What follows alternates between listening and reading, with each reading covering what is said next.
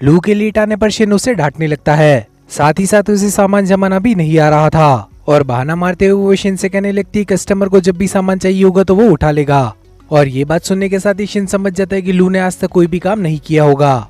लेकिन लू उससे कहने लगती है कि वो अपने पिता के साथ काम किया करती थी। वो एक जगह पर गड्ढा खोदने के साथ ही वहाँ पर बोरे दफनाया करती थी।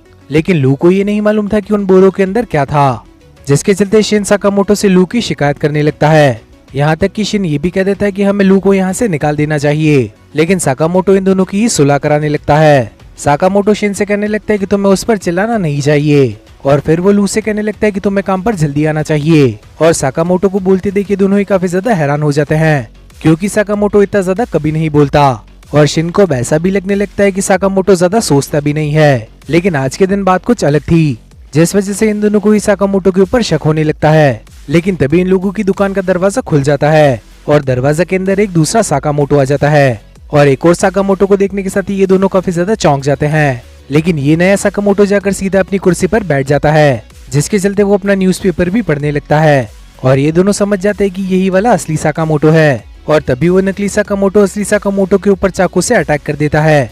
लेकिन असली साकामोटो उसके वार से बच जाता है, जिसके चलते असली साकामोटो उसके गले पर एक चाकू रख देता है। लेकिन अगले ही पल ये दोनों ही अपने हथियार नीचे कर लेते हैं और साकामोटो उस दूसरे साकामोटो से कहने लगता है कि काफी दिनों बाद मुलाकात हुई, जिसके चलते वो नकली साकामोटो अपने असली रूप के अंदर आ जाता है। और इस आदमी का नाम नागुमो है। साथ ही इसके पास ये भी एबिलिटी है कि किसी का भी रूप ले सकता है। और यहाँ तक कि शिन भी इसका दिमाग साकामोटो की ही तरह रीड नहीं कर पा रहा था और वो ब्लू और शिन का मजाक उड़ाने लगता है क्योंकि वो उसे पहचान नहीं पाए। लेकिन गुस्से में ये दोनों ही उसके सर पर जोर से मार देते हैं। नागुमो कहने लगता है कि वो सामने वाले सुपरमार्केट में काम किया करता है। साथ ही साथ वो साकामोटो को एक अच्छा दोस्त भी है। साथ ही वो सिर्फ 18 साल का है। लेकिन तभी इन लोगों के दिमाग की बत्ती जलती है और इन लोगों को मालूम चलता है कि इनकी दुकान के सामने कोई सुपरमार्केट तो है ही नहीं, जिसके चलते साकामोटो कहने लगता है कि ये दरअसल में एक हिटमैन है और पहले ये दोनों ही साथ काम किया करते थे। साथ ही इसने अपनी उम्र भी गलत बताई है, ये 27 साल का है। ये बात सुनने के साथ ही लू और शिन को काफी ज्यादा गुस्सा आने लगता है और ये दोनों ही उसकी धुलाई करने लगते हैं।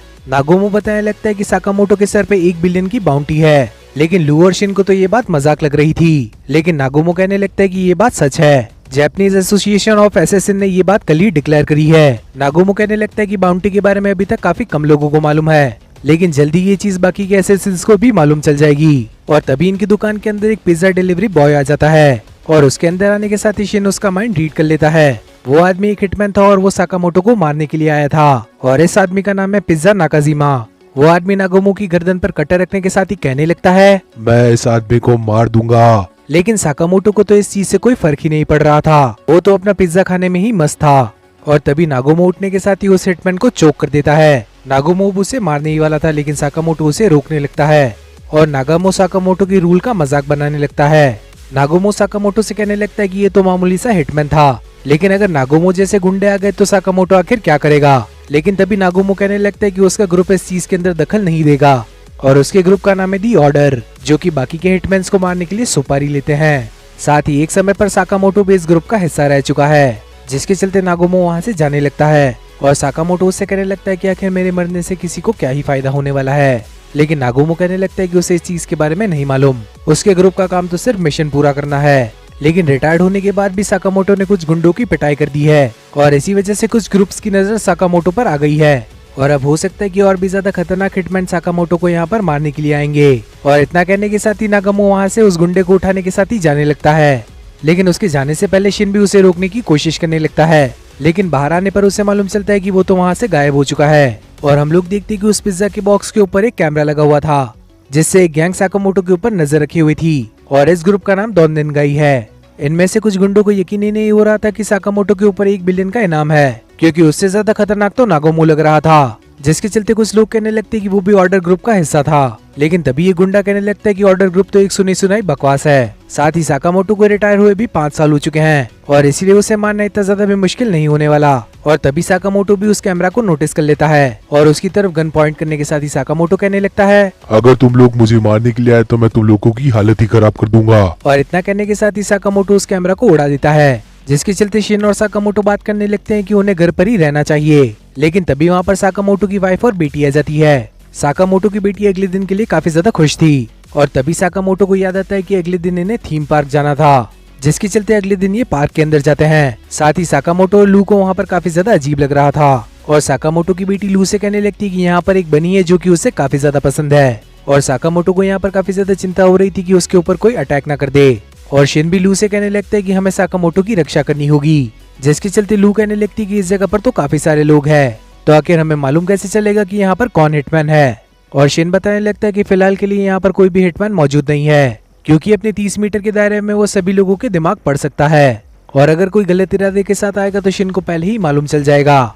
जिसके चलते लू कहने लगती है फिर तो तुमने मेरा भी दिमाग पढ़ा होगा, लेकिन शिन कहने लगता है कि ऐसी बात बिल्कुल भी नहीं है, क्योंकि उसे दिमाग पढ़ने के लिए काफी ज्यादा कंसंट्रेट करना पड़ता है। और तभी शिन को मालूम चलता है कि इस जगह पर एक हिटमैन मौजूद है और शिन अब साकामोटो को भी इस चीज के बारे में बता देता है और इस हिटमैन का नाम कुरी था। लू अब साकामोटो की बेटी और उसकी वाइफ का ध्यान बटाने लगती है ताकि उन दोनों को इस झंझट के अंदर ना पड़ना पड़े। वो हिटमैन साकामोटो के पास आने के साथ ही उस पर अटैक करने की कोशिश करने लगता है, लेकिन साकामोटो उसी की पेन से उसे घायल कर देता है और लू और शिन भी उसकी बॉडी को फटाफट वहाँ से हटा देते हैं। शिन अब लू को बताने लगता है कि साकामोटो ने इस आदमी के ऊपर कोई भी जानलेवा हमला नहीं किया और इसीलिए अब ये बच जाएगा। जिसके चलते हमें एक दूसरा हिटमैन दिखाया जाता है जिसका नाम था तात्सु और वो भी इस चीज को होते हुए अपनी आंखों के सामने देख लेता है, जिसके चलते वो सोचने लगता है कि सबसे पहले उसे शिन का ही कुछ करना पड़ेगा। और तभी उसे एक आइडिया आता है कि वो शिन के पास जाने के साथ ही कुछ सोचेगा ही नहीं, जिसके चलते ये सभी लोग एक रोलर कोस्टर राइड के अंदर जाकर बैठ जाते हैं। लू और शिन भी सबसे ज्यादा पीछे बैठे थे ताकि ये लोग साकामोटो का ध्यान रख सके